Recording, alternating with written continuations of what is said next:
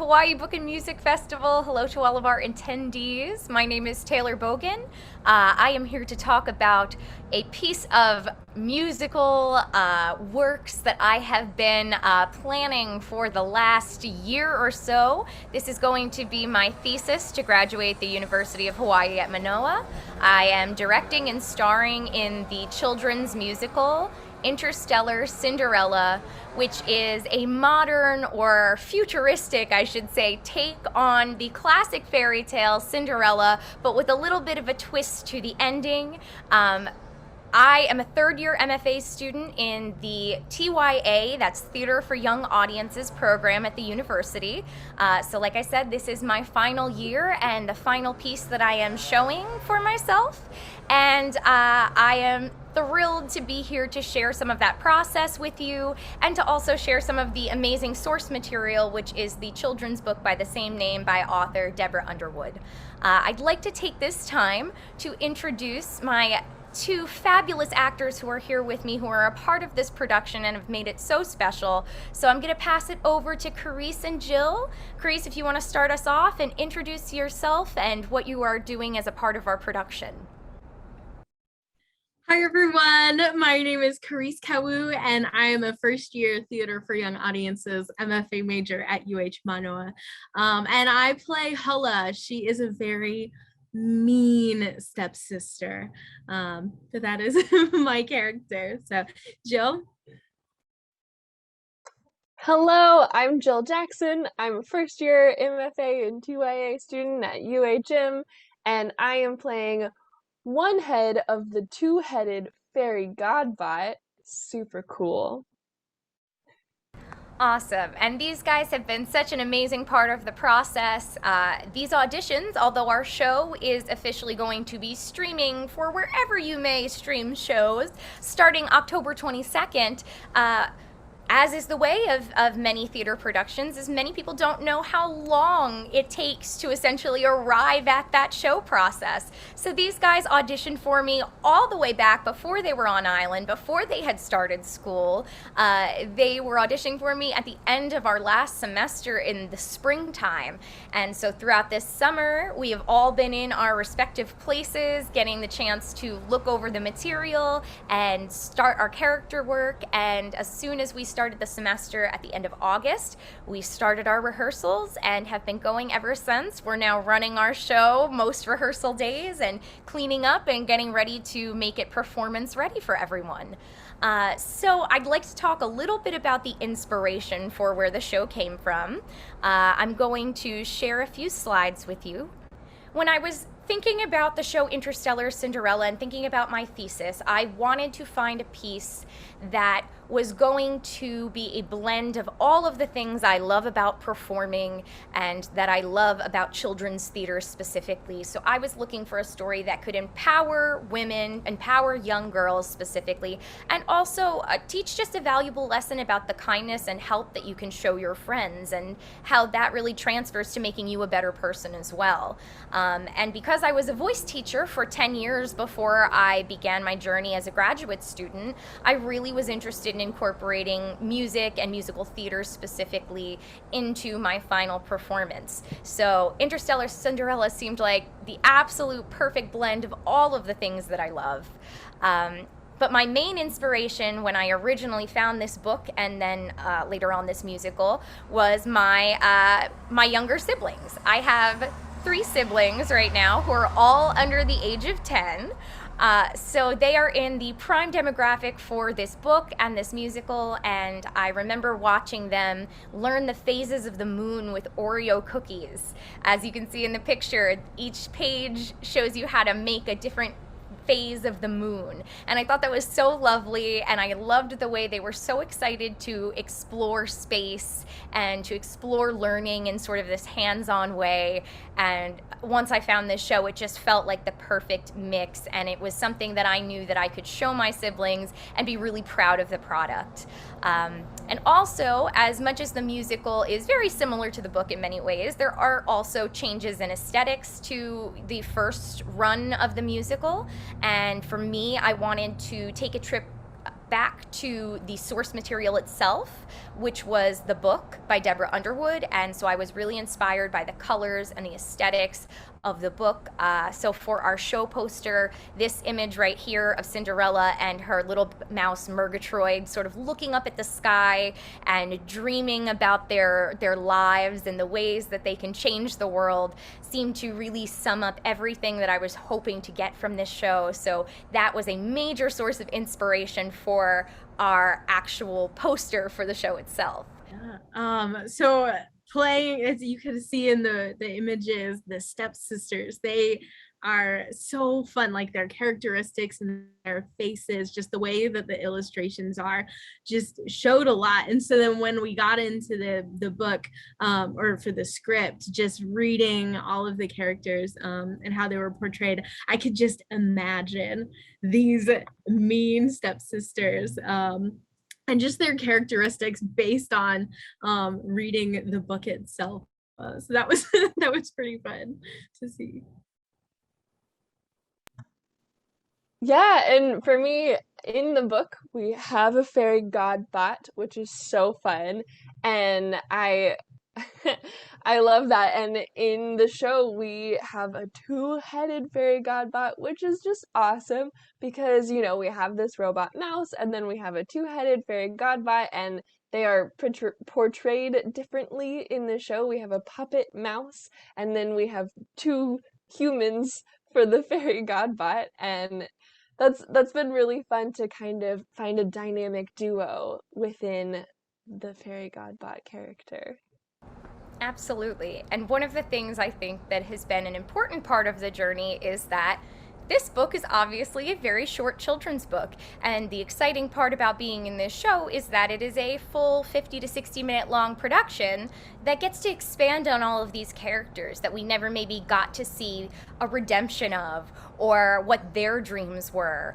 So it's been exciting to be able to explore all of these supporting characters and all of these different people within Cinderella's story and to see how each of them sort of get what they need at the end of the story as well.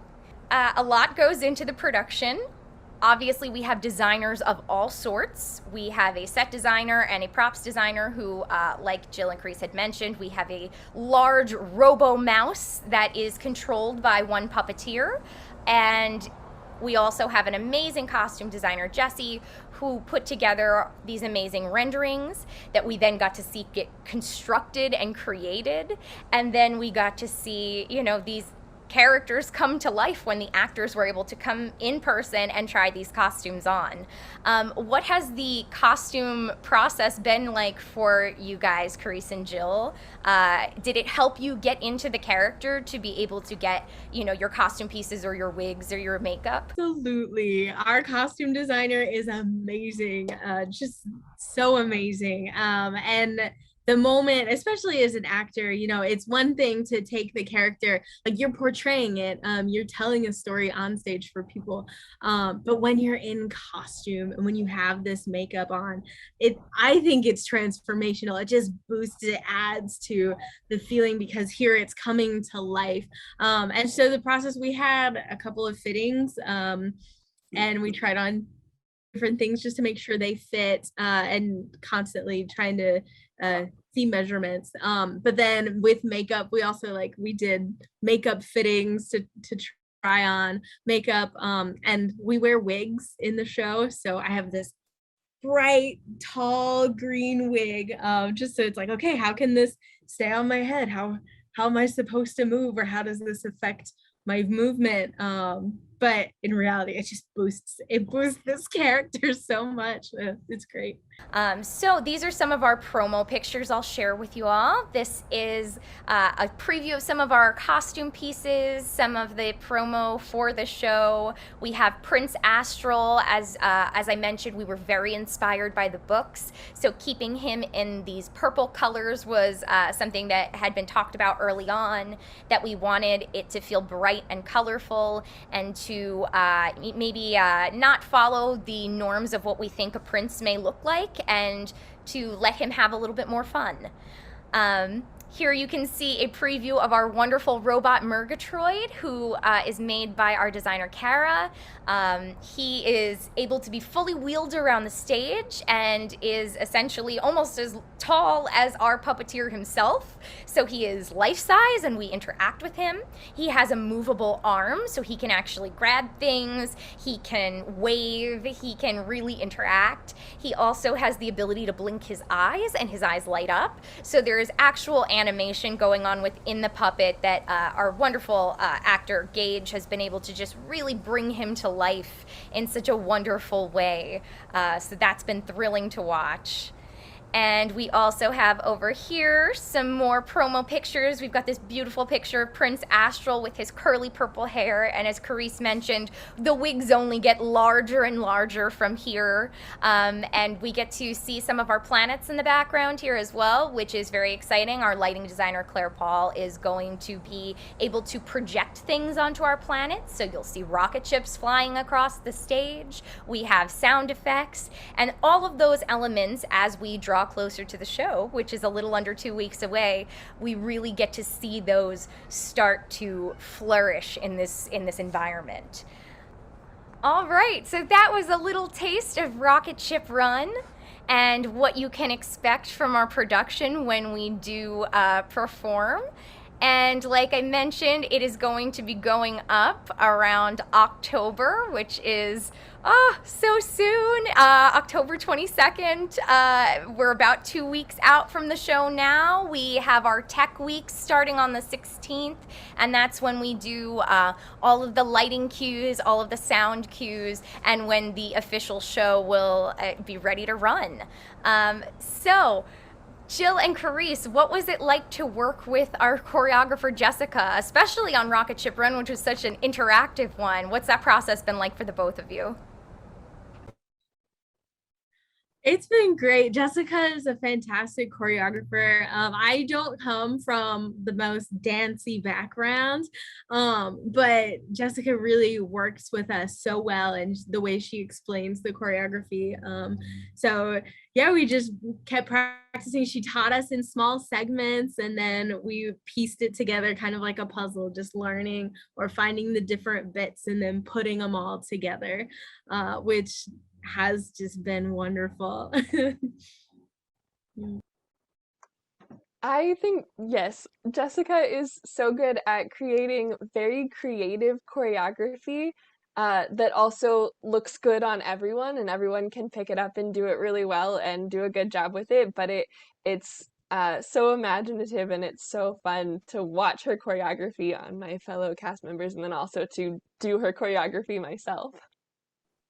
Absolutely, yes. And Karese, I totally understand. As someone who always says that they are an actor, singer first and then dancer second, it's been wonderful to work with someone who not only works with adults, but works with children and works with people who are maybe non-dancers or not dancers as their first skill set. And it's been wonderful to have not only a supportive environment for us as the performers, but also a supportive environment to share that back with our audience at the end and teach them, you know, a thing or two about Rocket Ship Run. I'd also like to let you know that anytime you all have questions, any of our wonderful audience watching, feel free. I'd love to be able to pass that along to my actors as well. What would you all say has been the most challenging part of doing this production so far? Exactly, yeah, kids love having villains they can hate, and oh, wait until you meet our stepmother, who you guys got to see a picture of before in costume. Emily does a wonderful job of mixing all of the classic Disney villains with this sort of wonderful ability to pull her daughters back into the real world, and I think that's wonderful. Basically, the stepsisters are floating around in chaos, and stepmother just knows how to pull them back in at the last moment. And it's a wonderful sort of thing to watch the family dynamic form between Karese and Olivia as sisters and also Emily as the stepmother. It's been a wonderful process to watch that happen. And I know for myself, I tend to get cast as characters who are very, very silly and wild and comedic, and usually sort of the strange character of the show. So being in a position where my voice part actually fit the character who was supposed to be sort of the voice of reason was a very interesting thing for me as a performer to sort of put myself into. It's been a long time since I played a role of the character who sort of held all of the wild and wonderful characters in place in this very specific story. So that has been something as an actor that's been a fun challenge for me as well. My last role before this one, I was playing Sir Toby Belch in Hawaii Shakespeare Festival's 12th night. So it's been quite a difference between playing a very wild man with a drinking problem and going to playing Cinderella, whose dreams are not only to make space travel easier and safer for everyone, but also to be able to be there for her friends and family. And that was a major inspiration point for myself as well. And if you have any other questions, feel free to keep them coming. Another huge source of inspiration for this project actually came from my grandfather. Cinderella has this amazing relationship with her father who went missing in space, and her whole life goal has become a way to honor her father by finding ways to make space travel easier and safer for everyone involved, because Cinderella doesn't want anyone else to go through, the sadness of losing that father figure and that person in her life who is her source of inspiration and her source of comfort and care.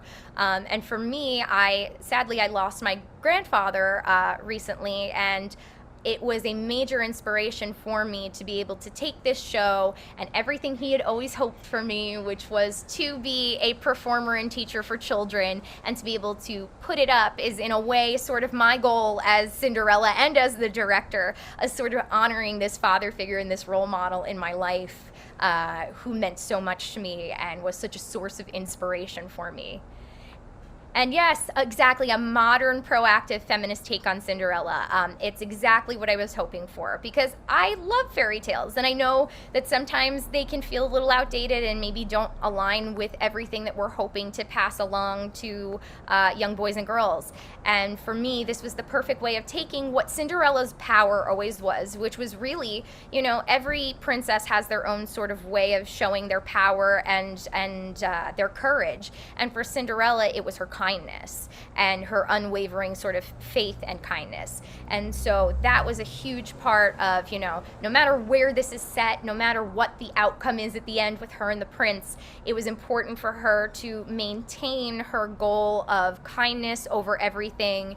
And basically it shows that, when you're a good person and you work hard, it might be tough for a while. You might have really tough times. And I think the last, year or two has been a real eye-opener for that sort of feeling, is that, there are going to be these tough times for all of us, but the moments when we're all connecting together and able to sort of give back to our community are sort of the moments when we feel the most connected and that we're able to sort of turn around a bad situation. But it always comes out of the positive. How do we take this situation and put a positive spin on it?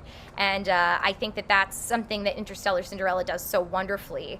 And being able to talk to I've read so many interviews with Deborah Underwood about her inspiration for writing this book, and it was amazing what she said about children, which was that children decide so early on and so quickly what is and isn't possible from what they see. And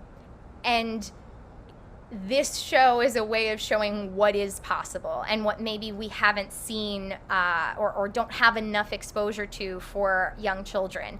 And as much as I think it's a fantastic play for young girls to be able to see a woman in STEM who is achieving her dreams even in this futuristic landscape, I also think it's fantastic for young boys to be able to see that they can rely on their friends and that it's okay to show emotion and to feel conflict and to rely on people no matter who they are. Regardless of whether or not you're a little boy or a little girl, you can find somebody in this play to relate to. So, Karese and Jill, I'll turn it over to you guys, and just I'd love to know what's been your favorite part of working on this show, or what's one thing you're looking forward to the audiences sort of getting a chance to see.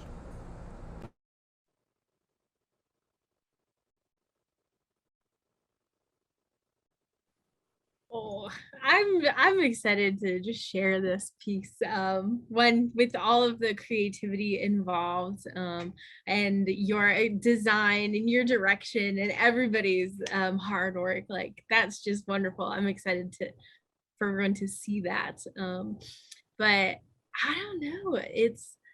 I think like what you were saying just about encouraging young children that they can achieve what they set their minds to, and being kind, because that you see so many dynamics of the brutality and the meanness, but then the kindness, and just how much nicer the world is when people are kinder to each other. And I think that's something I love about TYA and in theater for young audiences, because you're not just engaging with the child, you're engaging with their families. And like their aunts, uncles, parents, cousins, whoever, everyone's coming together. So it's for people of all ages, and to kind of remind everyone about this kindness. And it's something that can be told for anyone, no matter what your age is. And it's just a good reminder. It's done in such a kind way itself, so clever and hilarious. And yeah.